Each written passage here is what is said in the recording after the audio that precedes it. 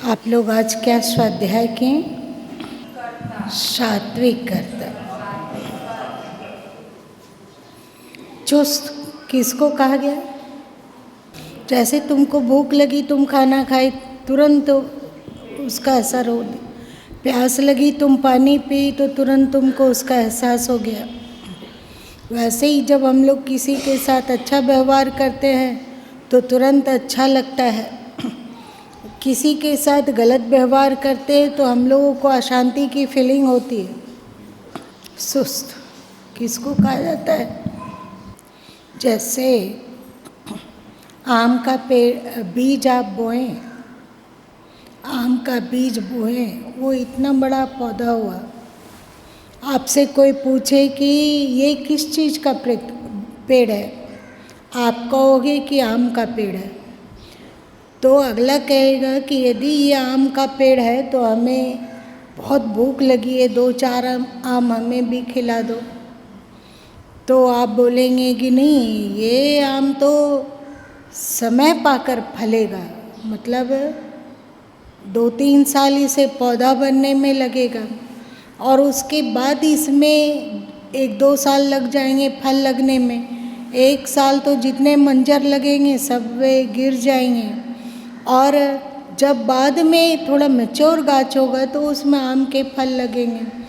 तो व्यक्ति बोले कि तब आज ही इसको क्यों लगा के रखे, आज तो नहीं लगाना चाहिए इसको, फिर अभी से इतना पालने की क्या ज़रूरत है। बात समझ में आ रही है?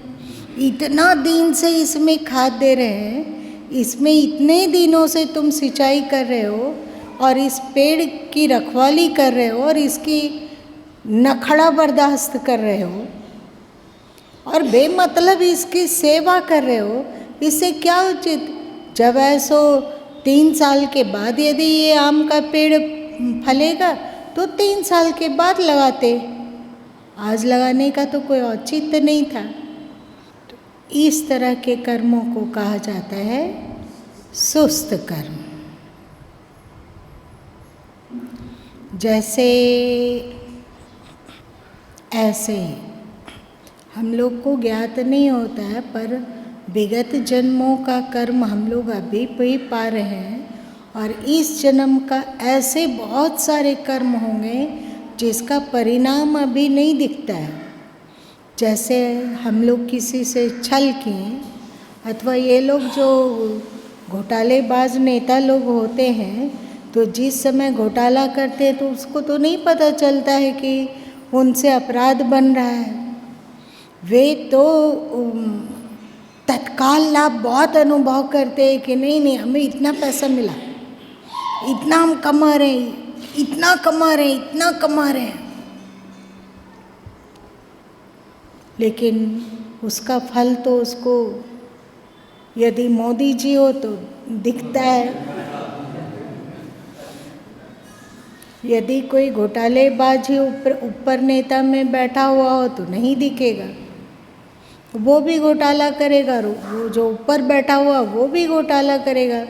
और आप लोग तो कहावत सुने हो क्या, चोर चोर मौसेरा भाई, उन लोगों में फ्रेंडशिप होगी। तो वैसे ही बहुत सारे कर्मों का फल हम लोगों को तत्काल नहीं दिखता है और बहुत सारे अच्छे कर्मों का भी फल तत्काल नहीं दिखता है। लोग बोलते हैं कि हम तो हमेशा सोच समझ कर अच्छा ही कर्म करते हैं पर उसका फल नहीं दिखता है। तो इसका मतलब है कि जो उससे अच्छा कर्म हो रहा है वो 3 तरह से हो रहा है। 3 तरीके का कर्म श्रेष्ठ किया जा सकता है।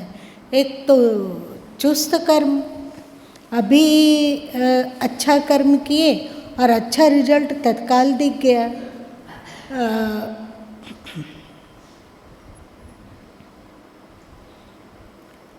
और एक होता है सुस्त कर्म,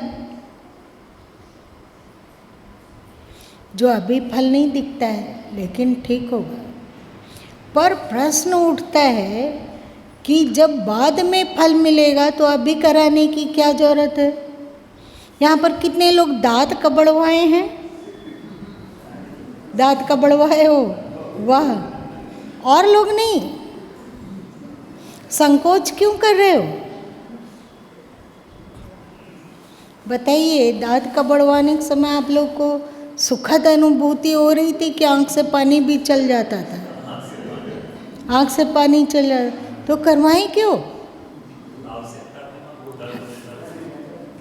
इसलिए कि अभी दर्द भले ही दे रहा है, पर जब ये जख्म ठीक हो जाएगा तो दर्द नहीं देगा। और जो पहले रुग्ण दांत दर्द दे रहा था, अब वो भी नहीं रहेगा तो वो भी दर्द नहीं देगा, है ना।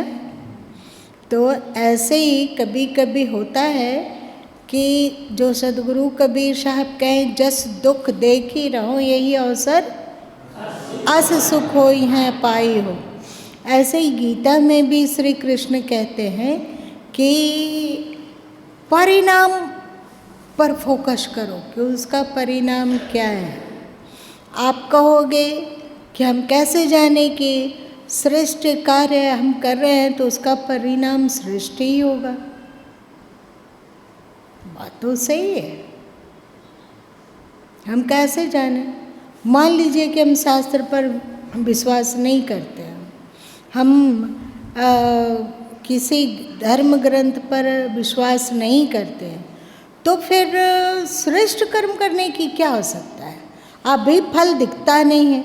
श्रेष्ठ कार्य करने में अपनी इच्छाओं को बहुत मिटाना पड़ता है, मारना पड़ता है। अभी हम दुख झेल रहे हैं और कल उसका सुख का फल आएगा ही, ये कौन जानता है?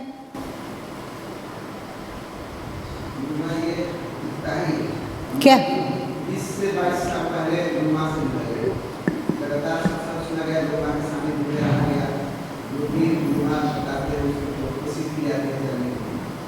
अब उसका परिणाम तब भी कहा है, पहले दुनिया में सुख, शांति और समझ सब चीजों के प्रति आया है, तो उसका परिणाम भी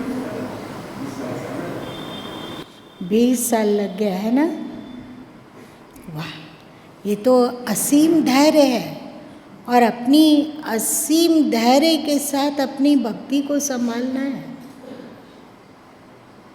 चलिए, बहुत जैसे आम के पेड़ से आम के पेड़ में आम ही फलता है और इमली के पेड़ में इमली ही फलता है, भले ही देर हो जाए। आम का पेड़ पहले जब बीज से लगता था तो 10 साल 12 साल लगते थे, और अखरोट का बीज आप बोइए तो पहले के समय में जब कलमी इत्यादि का प्रचलन नहीं था तो उसको फलने में 40 साल लग जाते थे।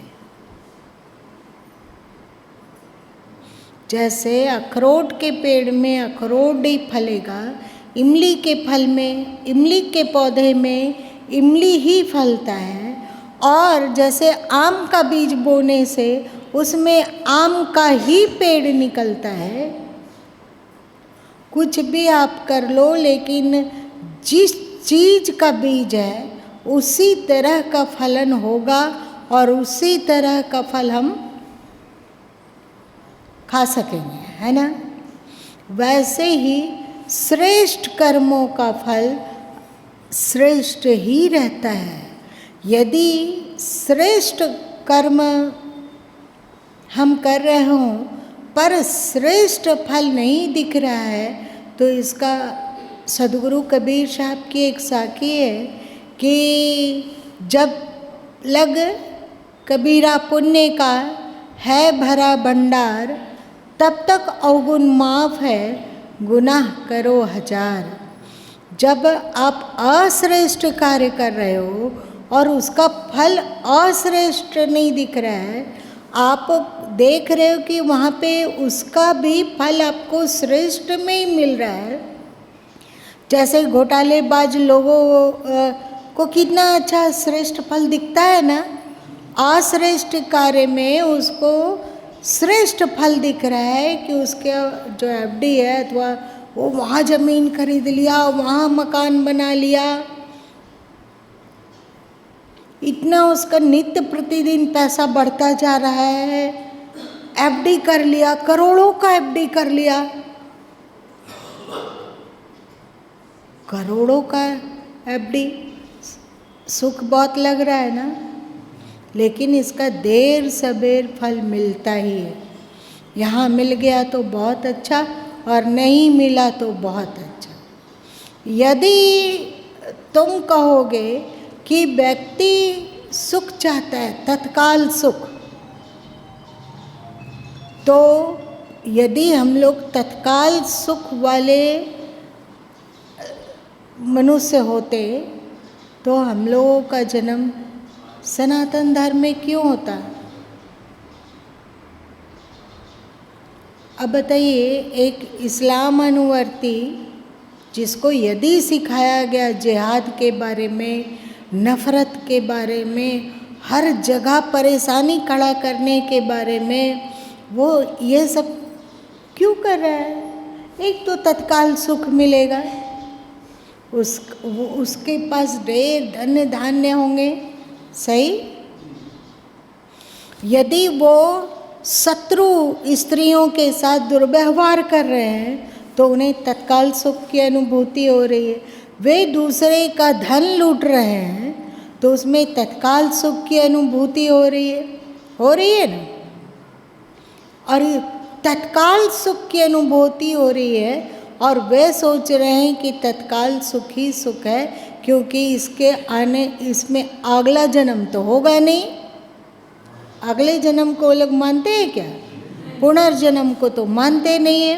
तो वो कहते हैं कि इस जो तत्काल सुख मिल रहा है उसको कमाना चाहिए, ना कि अगले जन्म और आने वाले जन्मों की में सिर दुखाना चाहिए। वो सब नहीं चाहिए। अभी तो तत्काल सुख मिल रहा है ना। क्या कानून इसकी सहमति देता है? नहीं ना। तो आप बोलो कि ऐसा कानून ही क्यों बनाया गया? व्यक्ति को तत्काल सुख लेने का अधिकार होना चाहिए। इस कर्म का परिणाम जेल है, इस कर्म का परिणाम दंड है। कानून के धारा के अनुसार ऐसा कहने की ही क्या जरूरत है? कल क्या फल होगा कौन देखा है? यावत जीवेत सुखम जीवेत।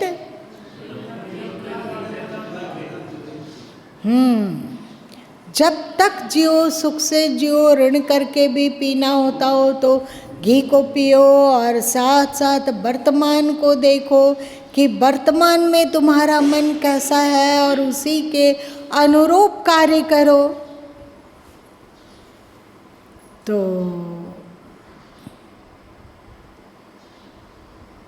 तो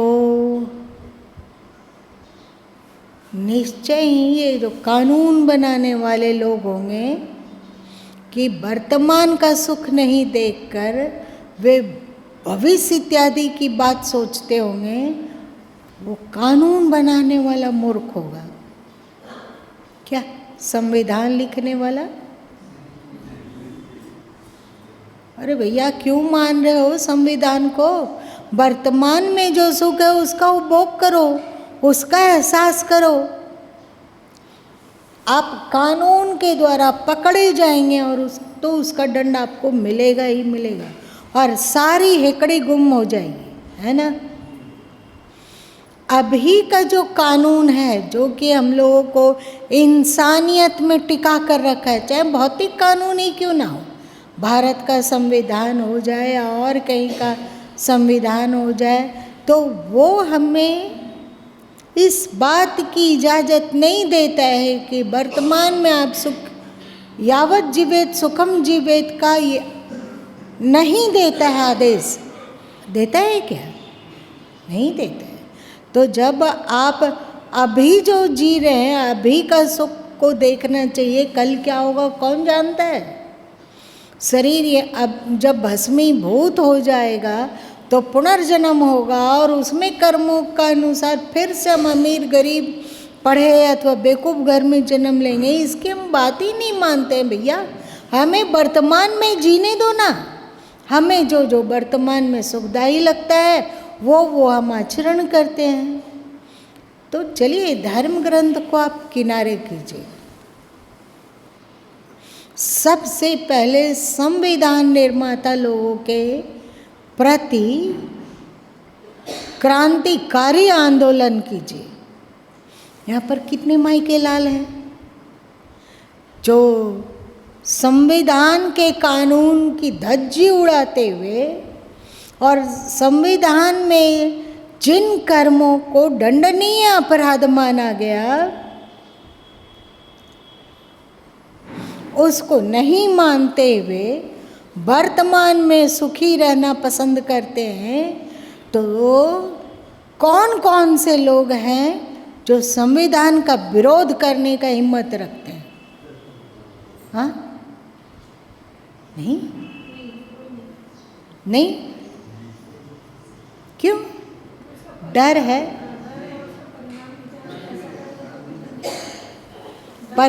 परिणाम दिखता है कि कानून को नहीं मानने पर दंड मिलता है, पर इन धर्म ग्रंथों को नहीं मानने पर दंड मिलता है ऐसा तो नहीं देखा जाता है।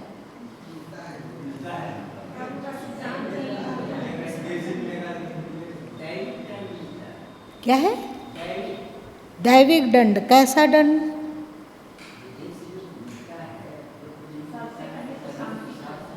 सबसे पहले शांति खो जाती है। किसने कहा? वाह, ऐसा कभी तुमने देखा है क्या? हमेशा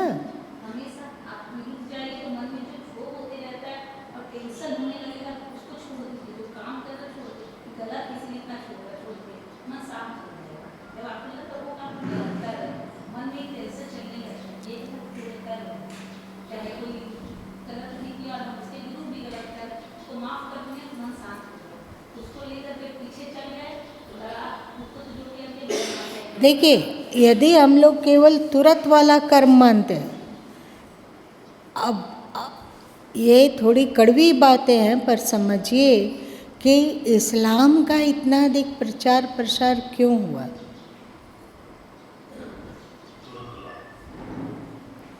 आप इस धर्म को मानोगे, एक बहुत बड़ा लालच है।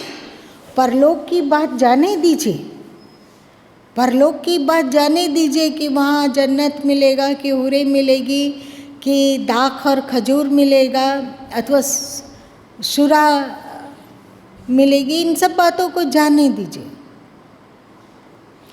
जैसे ही वे इस्लाम में आते हैं तो उनके भीतर की अश्रेष्ठता को धर्म संगत बताकर उसको आज़ादी देती है कि आप काफिरों को लूट सकते हैं, आप उनका धन हरण कर लीजिए, आप मिलजुल कर उस पर आक्रमण कीजिए। जो मनुष्य की क्या क्या इच्छा होती है बताइए, तो मूल इच्छा कुछ 2-3 बताइए। क्या?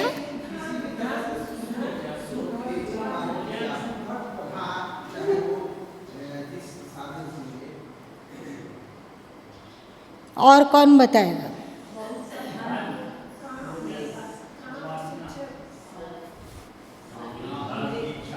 धन की इच्छा, जिसको कि सदगुरु कबीर साहब ने कहा कनक और कामिनी, सही, प्रबल इच्छा। ये कनक और कामिनी की इच्छा उस धर्म में पूरी हो रही है। कैसे? आपको एकदम स्वतंत्र किया गया है कि आप काफिरों को लूट सकते हो, उसका धन छीन लो, लूट लो, उनकी स्त्रियों को आप उठा के ले जाओ, बच्चियों को उठा के ले जाओ। ये बहुत ही रुदन करने वाली बात है। ये गुरु माँ कोई शौक से नहीं बोल रहे हैं, उनको इस मतलब अभी और तत्काल लाभ दिखता है। कनक और कामिनी मतलब वासना और धन को पाने के लिए व्यक्ति कितना पागल है देखो। अगर वो पागलपन का लालच दिया जाए तो क्यों नहीं पूरा दुनिया उस धर्म को अथवा उस कानून को मानने में आगे आ जाएगा? तुम लोग को नहीं लगता? नहीं लगता? नहीं लगता? ऐसा ही है। कनक और वासना की पूर्ति उच्छृंखल रूप से होती हो, मनमाना ढंग से होता हो, और तो और सोचो जो जिसने भी इस तरह के पद्धति अथवा धर्म को गढ़ा होगा, उन्होंने एक और जबरदस्त लालच दिया, वो है 72 हुरे। सोच सकते हो कि क्या है ये? आप 1 गुना सुख भोग रहे हैं, वहाँ पर अगर 72 गुना सुख भोगेंगे तो आपका तो बल्ले बल्ले हो जाना चाहिए। हाँ, तो क्यों नहीं लोग दुष्कर्म करेगा? उसको यहाँ पर भी दोनों हाथ में लड्डू है और मरने के बाद भी दोनों हाथ में लड्डू है, पर क्या खाने का भी लालच और साथ साथ में शराब का भी लालच है। यहाँ मत पियो, क्योंकि यहाँ पी लोगे तो कहीं भी उल्टे रहोगे, तो फिर जिहाद कौन करेगा? हाँ, यहाँ मत पियो, इसको रहने दो, इसको वहाँ मिलेगा काल्पनिक सुख। अभी ऐसे भी बहुत सारे धर्म और पंथ और मत चलने लगे हैं जो कहते हैं कि अभी तुम अपने आप को श्रेष्ठ मानो, बाकी सबको शूद्र देखो। तुम जुड़े हुए हो यहाँ से तो तुम सतयुग में जन्म लोगे और तुम्हारे पास जो घर होगा ना वो सोने का होगा, सोने की खिड़कियाँ, सोने के दरवाजे, सोने का पलंग और सोने के थाली में विविध भोज्य पदार्थ को प्राप्त करोगे, सात्विक पदार्थ को। तो इसके लिए हमें क्या करना होगा कि इस बात को याद रखो कि तुम श्रेष्ठ हो, केवल सतयुग में तुम ही आ सकोगे, और जो यहाँ से नहीं जुड़ा हुआ है वे लोग सतयुग में प्रवेश नहीं कर सकते हैं। हाय रे दिमाग का दिवालियापन! कौन कहता है कि मनुष्य बुद्धिजीवी है? कौन कहता है? ये सोना से क्या होने वाला है? नहीं? आदमी के भीतर की लालच को उकेरा जाता है। ये पंथ वाले लोग जानते हैं कि मनुष्य में धन की भूख बहुत है ना? धन की भूख बहुत है, तो उसे विभिन्न तरीके से धन को परोसा गया। और बेवकूफ़ी वाली बात कि जो तुम हो सो श्रेष्ठ हो, बाकी सब अश्रेष्ठ है, वो लोग अछूत है। एक नए पैटर्न का वर्ण व्यवस्था, जो इस पंथ को मान रहा है वो श्रेष्ठ, बाकी जो इस पंथ को नहीं मान रहा है वो पापी। और हम लोग इंसान लोग, वाह क्या बुद्धिजीवी है! सही, क्या बुद्धिजीवी है। हम लोग कहते नहीं भैया, हम तो अमुक किसी का भी छुआ नहीं खा सकते हैं, जिनसे हम जुड़े हुए हैं उन्हीं का छुआ हुआ खा सकते हैं। बाकी लोग क्या हो गए? उसमें आत्मा नहीं है, उसमें ईश्वर नहीं है। यदि वो सदाचारी हैं तो कैसे अछूत हो गए?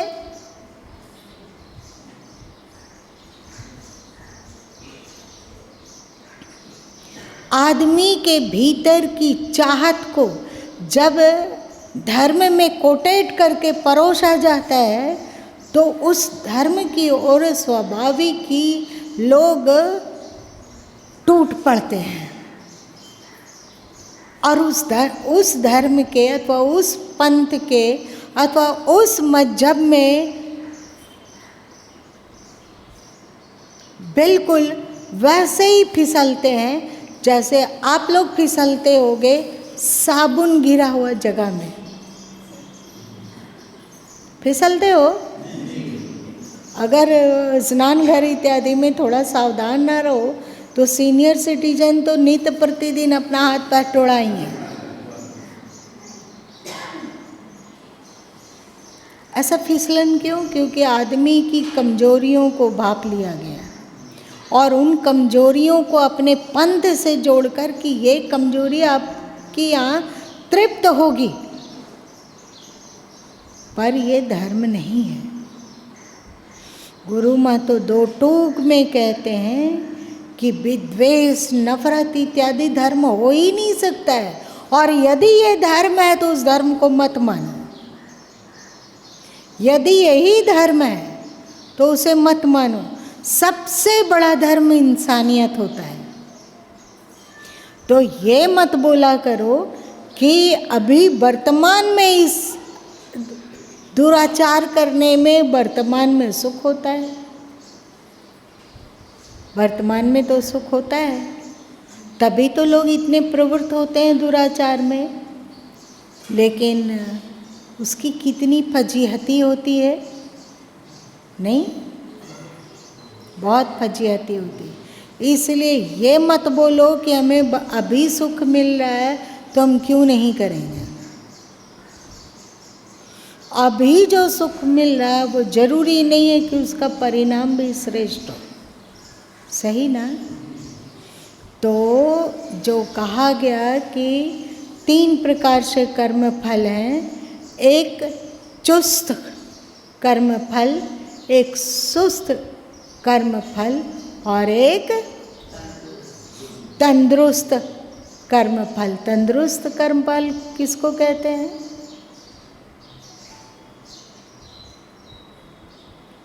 अच्छा, अब एक बात देखो, आप किसी अच्छे व्याख्याता के गीता का अध्ययन किया, एक अच्छे व्याख्याता का अच्छे व्याख्याता के लिखे हुए गीता ग्रंथ को अध्ययन किया, उस समय आपको कैसा लगता है? पढ़ने के समय में लगता है, लगता है।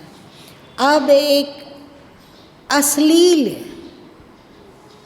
और घटियातम साहित्य को पढ़ा जाए, एकदम घटिया, जिसका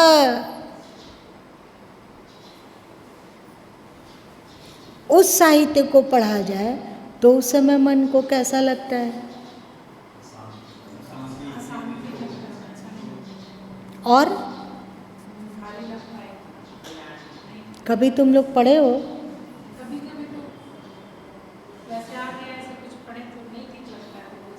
और किस और कोई पढ़े हो?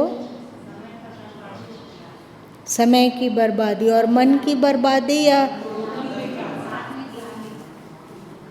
ऐसा तो नहीं कि तुम धर्म को मानती हो, अध्यात्म से जुड़ी हुई हो, सही गलत की पहचान तुम्हारे में धर्म शास्त्रों के अनुरूप हो, इसलिए ग्लानि लगती है। अगर सबको ग्लानि लगती तो फिर वो लेखक के दिमाग में पागल कुत्ता काटा है जो ऐसा चीज लिख देता है।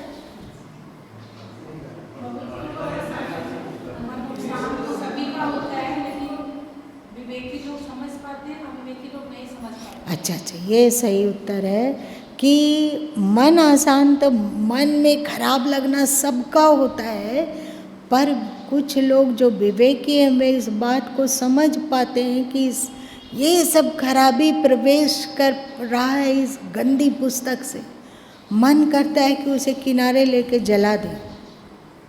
और जो अविवेकी है, जिसका मन अत्यंत नीच है, संस्कार बिल्कुल गिरा हुआ है, तो वो इस अशांति को पहचान नहीं पाता है और गलत कार्य करता है और अशांति को भोगता है, और उसके आँखों की पवित्रता, दृष्टि में जो पवित्रता होनी चाहिए वो खोने लगती है। सही ना? यह तंदुरुस्त कर्म। आप गीता का स्वाध्याय करके देखो, बीजक का अभी जितना निकल पाया है, चाहे आश्चर्य हो, रहस्य हो, मार्ग हो, वर्षा हो अथवा और कोई ग्रंथ पढ़ के देखो, उसमें जो शांति है वो ये घटिया और कोई पुस्तक हो कि जो आपको ट्रिक बताता है कि आप ये शुभ कार्य करें, बहुत अच्छा। लेकिन कोई पुस्तक हो जो बताता हो कि बैंक को लूटने के सैकड़ों उपाय, आप उसको पढ़ के देखिए कैसा लगेगा, हलचल या शांत? हलचल।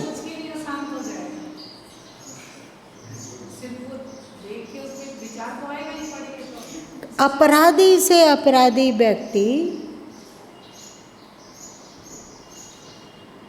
अपराध को अंजाम देना चाहता है और उसी के अनुरूप अपना बनाता है, क्या कहते हैं उसको, योजना बनाता है, तो उसका चित्त एकदम शांत और प्रफुल्लित रहता है, एकदम बिल्कुल संसारी व्यक्ति का शांत और प्रमुदित रहता है या अशांत और खिन्न रहता है, टेंशन दिमाग में। ऐसा कार्य करना है जो होता है ना, तो जो दूरदर्शी है, जिसकी दृष्टि सूक्ष्म है, उसे तो ये तत्काल पहचान में आ जाता है कि ये तंदुरुस्त कर्म है। बुरा कर्म कर रहे हैं तो तत्काल ही दिख रहा है कि कितना अधिक दिमाग में योजना बनाने में कैसा कैसा लगता है। तो हम लोग को ये कहने का अधिकार नहीं है कि जिस कार्य में अभी हमें सुख मिल रहा है उस कार्य को हम करेंगे। क्यों नहीं करें? आध्यात्म का सुख 5 साल के बाद मिलेगा तो हम क्यों आध्यात्म के पीछे पड़े रहें? अभी जो मिल रहा है वो हमें तत्काल सुख की अनुभूति हो रही है। क्या कहते हैं आप?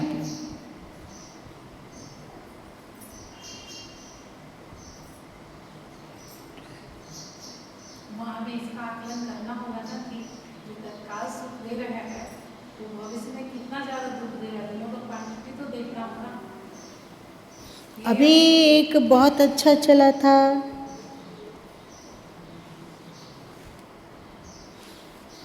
सही और गलत बच्चियां लोग बहुत आगे आए कि नहीं 20 साल पहले उसने छेड़ा था, है ना। आपको यदि सुख मिल रहा है कि आप 10 लड़कियों से दोस्ती कीजिए और क्या आनंद लीजिए,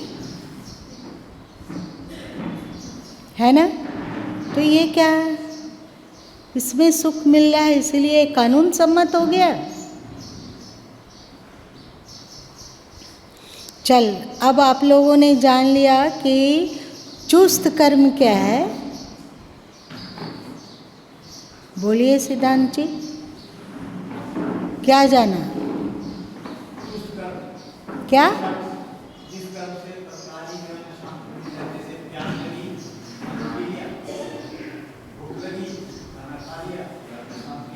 आप लोग इस बात को समझिए कि आप इंसान हैं, है ना, और इंसान में इंसानियत सबसे बड़ा धर्म है और आप इंसानियत के विरुद्ध चल रहे हैं तो मतलब आप अधर्मी हैं। अभी भी दुख है, अगर अभी दुख नहीं लग रहा है, इंसानियत से गिरने पर भी आपको दुख नहीं लग रहा है, तो ये आपका मन बिल्कुल खराब है। इसको समझ लीजिए, पहचान लीजिए कि आपका मन असुर वाला है या दैविक है। आप गीता का 16वें अध्याय पढ़ो ना। चल, ये तो अब समझ में आ गई होगी। 3 कर्म क्या क्या? चुस्त कर्म, सुस्त कर्म और तंदुरुस्त कर्म। और एक बात कि अभी हम लोग ना धर्म की व्याख्या बहुत ही स्थूल रूप से करते हैं। धर्म की व्याख्या बहुत स्थूल करते हैं। हम लोग को लगता है कि हम किसी तीर्थ में जाके मस्तक झुका लिए अथवा किसी पवित्र सरोवर में डुबकी लगा लिए अथवा अमुक त्यौहार में मंदिर चले गए तो ये धर्म है। पर असली धर्म क्या है? अपने आप का रूपांतरण, अश्रेष्ठ से अपने आप को श्रेष्ठ की ओर ले चलना, ये सबसे बड़ा धर्म है। इसी को हमारे पूर्वजों ने गाया, अस्तो मा और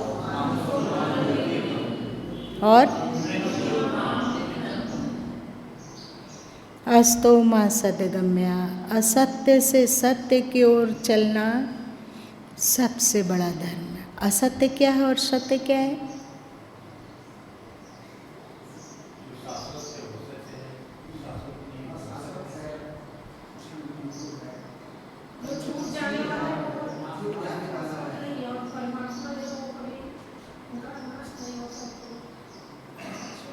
अभी थोड़ी देर पहले गुरु माँ के का विचार चल रहा था।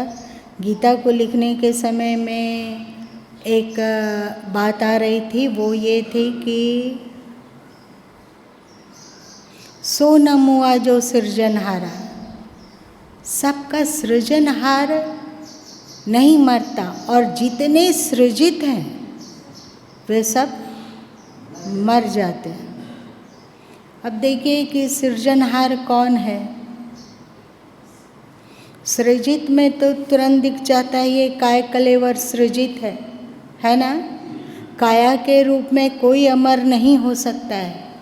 अगर अमर होने का होता तो हमारे ऋषि मुनि लोग अमर हो जाते, पर ये संभव नहीं है।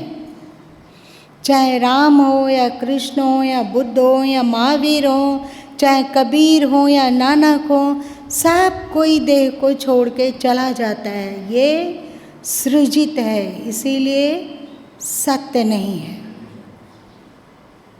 इसका सृजन करने वाला सत्य है। वो क्या क्या हो सकता है? जैसे आकाश तत्व,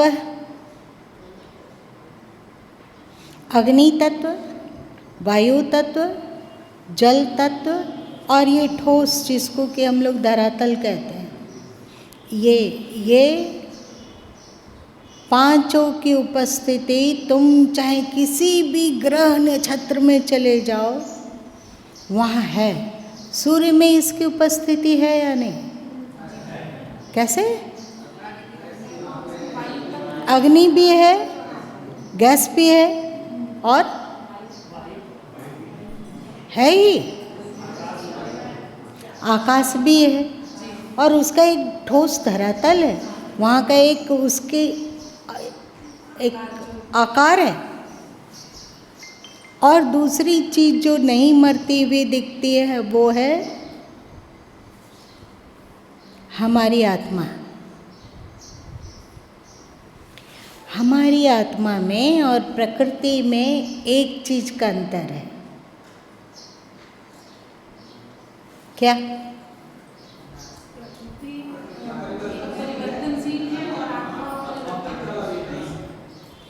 प्रकृति बदलती रहती है और हमारी आत्मा।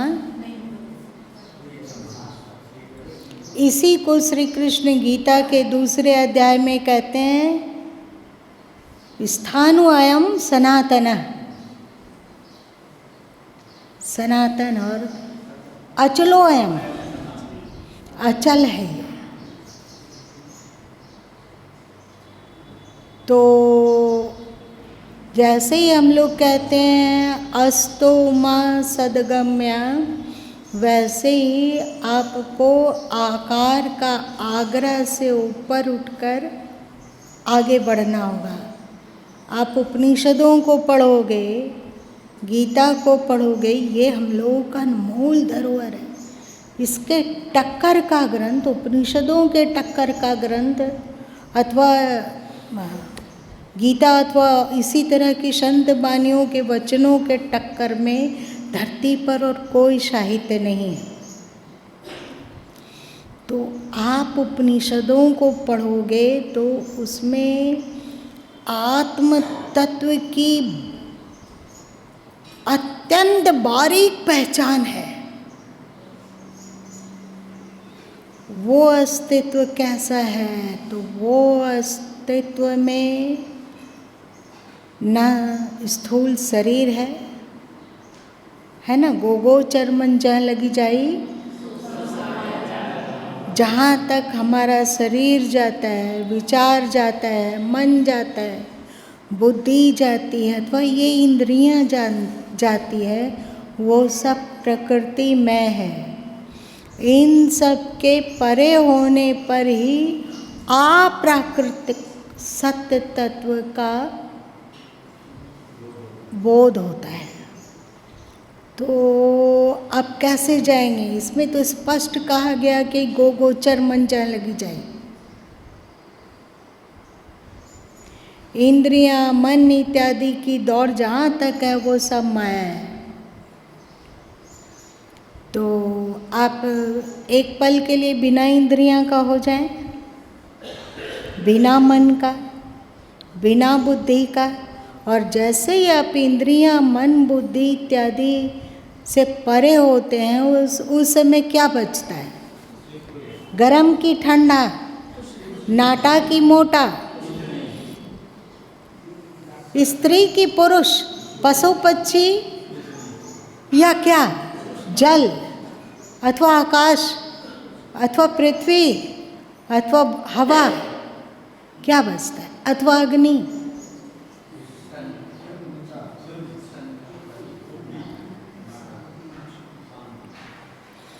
और इसीलिए आपको गुरु माँ बार बार कहते हैं कि यदि आप सत्य का अनुभव करोगे तो पहले तो आपको मन और इंद्रियों से परे भी स्थिति, भले ही ये पल भर के लिए बने, 2 पल के लिए बने, 10 पल के लिए भी बने, पर ये स्थिति आप बनाते हैं तो आप समझिए आप अध्यात्म को टॉनिक पिलाते हैं। आपका अध्यात्म निखरता जाएगा, बढ़ता जाएगा। और वस्तुतः अध्यात्म में क्या सुख है बाबा? हमारे पूर्वज लोग पागल नहीं थे। अब सोचिए, अब राजा हरिश्चंद्र लोग को ही ले लीजिए, क्या था उनके पास? कौन सा अध्यात्म में उन्होंने सुख देखा कि उनके लिए राज्य, महल, परिवार सब उपेक्षित लगा? इन सब के लिए वे धर्म को छोड़ना स्वीकार नहीं किए क्या? तो वे क्या थे? क्या वे दुर्बल बुद्धि वाले हैं? नहीं। कौन सा सुख देखा उन्होंने अध्यात्म में? तो जैसे ही आप इस स्थिति में 2-4 मिनट भी टिकने लग जाएं, जहाँ विचार ना हो, जहाँ जो इंद्रियों से ग्रहण नहीं किया जाता, जो मन से ग्रहण नहीं होता है, और जो बुद्धि से ग्रहण नहीं होता है, जो प्राण से ग्रहण नहीं होता है, उन सब से ऊपर उठ के देखो। पल 2 पल नित्य प्रतिदिन इसका अभ्यास करो, इसके लिए 5 मिनट भी समय दो। देखना आपके जीवन में अध्यात्म की महक, शांति, सुख और जो गीता में श्री कृष्ण ने कहा समता समता समता, स्वाभाविक आएगा। अस्तो मा सद्गम्या,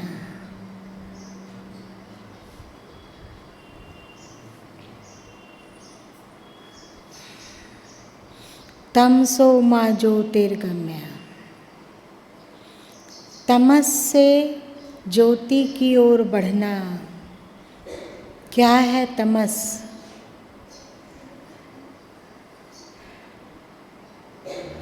जो भी आपके मन से और इंद्रियों से, बुद्धि से, प्राण से पकड़ में आ जाता है, वो सब तमस है।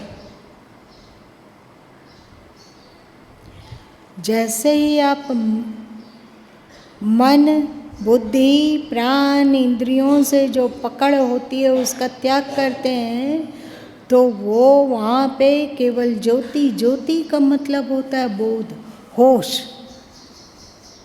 वहाँ होश ही शेष रहता है। अब बताइए वहाँ साकार है या निराकार है? या साकार निराकार में हम नहीं बांध सकते हैं उसे। एक है या दो है। इसी को सदगुरु कबीर साहब ने कहा, एक कहो तो है नहीं, दो कहो तो गारी, हूँ जैसा रहूँ तैसा, कहें कबीर विचारी। नहीं कह सकते हैं कि वो एक है कि दो है, वहाँ एक दो कुछ है ही नहीं।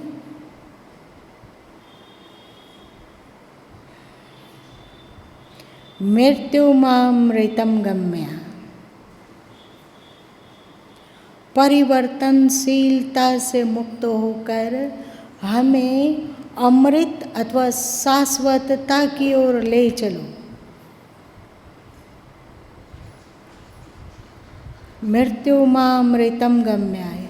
अब बताइए आपके शरीर में क्या है जो मृत्यु है और क्या है जो अमृत है? आपके शरीर में है या नहीं? क्या है?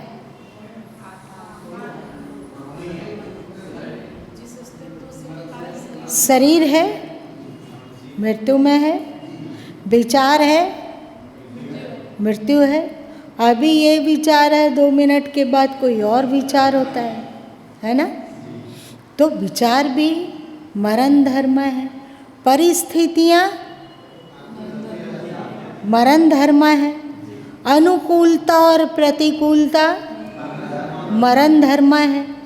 तो जो हमारे ऋषि कहते हैं मृत्युमा अमृतम गम्या, वो कहाँ ले चलना चाहते हैं? एक सोचिए कि हमारे पूर्वज लोग इस 3 छोटी सी पंक्तियों में अध्यात्म और शांति और सुख और तृप्ति सबका सार निचोड़ रख दिया, कह दिया।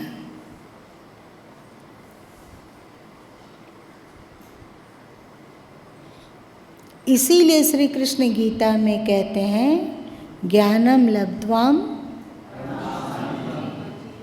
सत्य ज्ञान को प्राप्त करने पर तत्काल ही शांति मिल जाती है।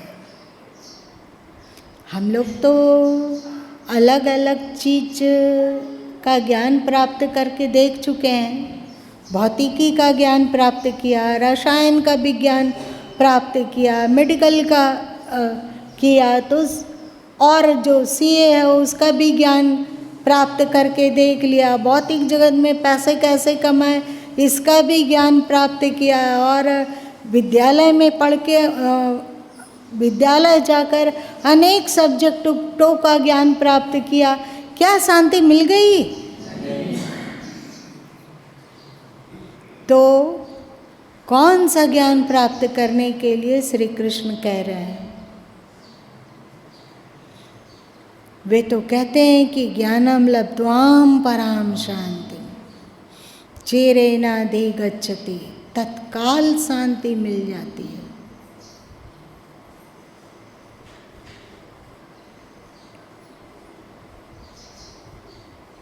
कौन बताएगा? इसको कई बार गुरु माँ चर्चा किए हैं।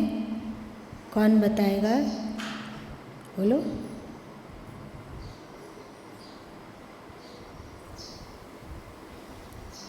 एक बात, अब समय मेरा अधिक हो रहा है, थोड़ा सा बोल के ख़त्म करते हैं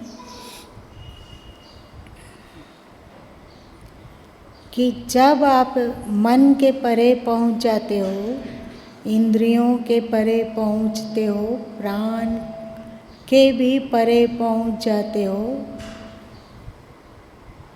जहाँ बुद्धि के भी परे पहुंच गए आप, वहाँ क्या होता है? एक अस्तित्व होता है जो इन सबको देख रहा होता है। सही? ठीक से सूक्ष्म दृष्टि से देखो, सुनोगे, मन लगा के तो समझ में पाओगे। जब आप मन, बुद्धि, इंद्रियां इत्यादि से परे हो जाते हो, वहाँ पर कुछ नहीं रहता है। आकाश नहीं है, वायु नहीं है, अग्नि नहीं है, जल नहीं है, पृथ्वी नहीं है, हम नहीं है, तुम नहीं है, ये आकार नहीं है, वो आकार नहीं है, गर्मी नहीं है, ठंडा नहीं है, वो बाहर नहीं है, भीतर नहीं है, तो क्या है?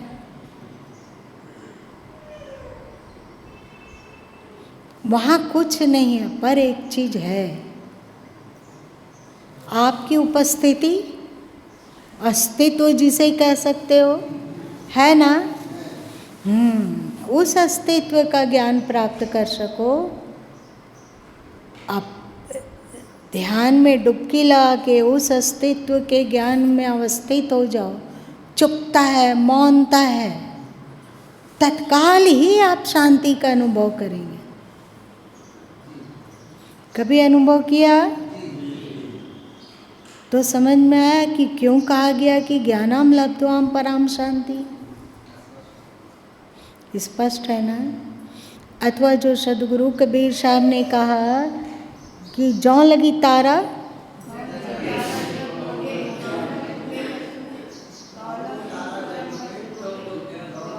जब लग ज्ञान न पूर, तब तक व्यक्ति कर्म में डोलता रहता है जब तक कि उसे पूरा ज्ञान नहीं है।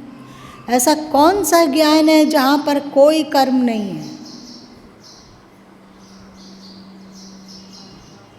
बस वही स्थिति, जब आपका अस्तित्व सारे आकार से, सारे प्राकृतिक तत्व से ऊपर उठकर जहाँ अवस्थित होता है, वो ज्ञान, वहाँ अस्तित्व में डुबकी। आप ये नहीं कह सकते हो कि ये मैं हूँ, ये तू है। वहाँ द्वैत है क्या? ये ईश्वर है, ये आत्मा है, जीवात्मा है, वहाँ अंतर है क्या? कुछ नहीं। वो पूरा ज्ञान की उपलब्धि में परम अध्यात्म है, ये परम शांति है, ये परम सुख है। इसी की कामना हर इंसान के भीतर होती है और इस कामना की पूर्ति के लिए वो यत्र तत्र भागता दौड़ता रहता है। सुख का सूत्र, शांति का सूत्र क्या है? ज्ञान। केवल ज्ञान हो, वहाँ न ज्ञाता हो न ज्ञेय हो, केवल ज्ञान। वहाँ न मैं हो न तू हो, केवल ज्ञान। यही अध्यात्म है। इसी की खोज के लिए हम लोग धरती पर आते हैं। जैसे आप भौतिक कर्तव्यों के लिए समय देते हो, उसी तरह अपनी आत्मा की चाहत के लिए भी, जो आपके भीतर शांति और सुख की भूख है, इसके लिए भी आप 2 मिनट 5 मिनट समय दो। आवश्यक नहीं है कि आप 4 घंटे बैठो, लेकिन 5 मिनट ही सही बैठो और होश पूर्वक विचारों के पार जाने की कोशिश करो। सब संकल्प विकल्प से पार। आज इतना ही रहने दो।